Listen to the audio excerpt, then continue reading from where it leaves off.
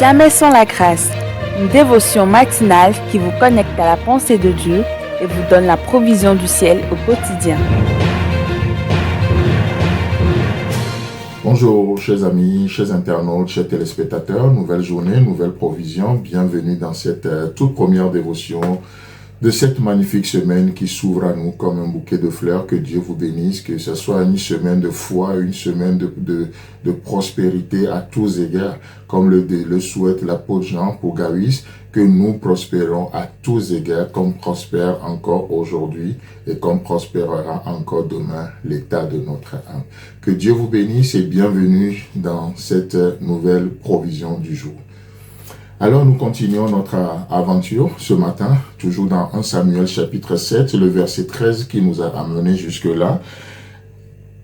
Ainsi les Philistins furent humiliés et ils ne vinrent plus sur le territoire d'Israël. Donc comme promis la semaine dernière, nous parlons de la puissance de l'humilité, n'est-ce pas? La puissance de l'humilité. Nous sommes dans un monde où tout ce qui est humble est considéré comme faible. Tout ce qui est simple est considéré comme anodin. Tout ce qui est, humble est considéré comme insignifiant de nos jours. Alors que nous avons vu que c'est plutôt une force pour pouvoir résister au diable et ses démons, et il fut loin de nous. Donc, l'humilité, ou dans l'humilité réside la délivrance. Dans l'humilité réside la délivrance. Dans 1 Pierre chapitre 5, le verset 6, Pierre va nous rajouter encore une couche en disant « Humiliez-vous donc sous la puissante main de Dieu ». Il nous invite nous-mêmes à le faire. Que ça soit un choix, que ça soit une décision.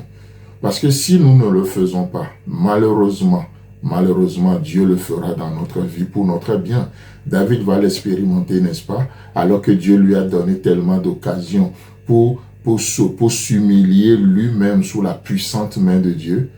Il y a des moments où parfois nous oublions que la main de Dieu est puissante. Et on pense qu'on est plus puissant ou qu'on pense qu'on est les tout-puissants.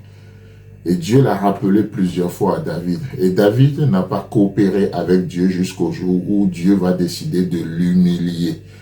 Dieu va décider de l'humilier comme il a humilié les Philistins. Et David, là, l'humiliation que Dieu va produire dans sa vie va l'amener dans un esprit d'humilité. Et qu'est-ce qu'il va dire? C'est par fidélité que tu m'as humilié.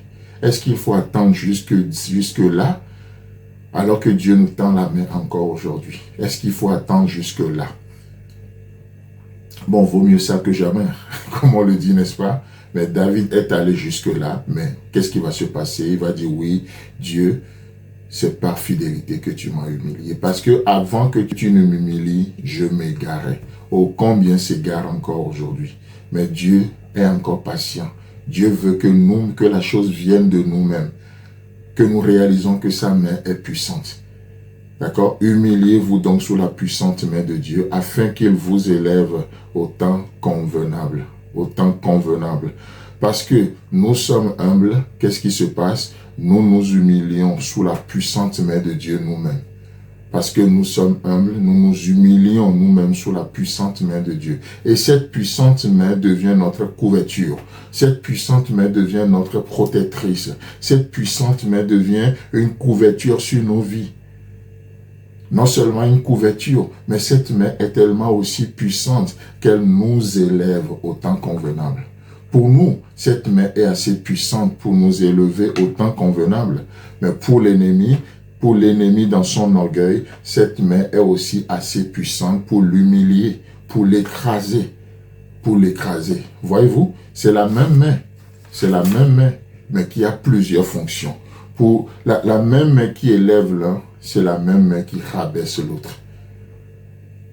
La même main qui élève l'un, c'est la même main qui rabaisse l'autre. La même main qui fait la promotion de l'un, c'est la même main qui humilie l'autre, malheureusement.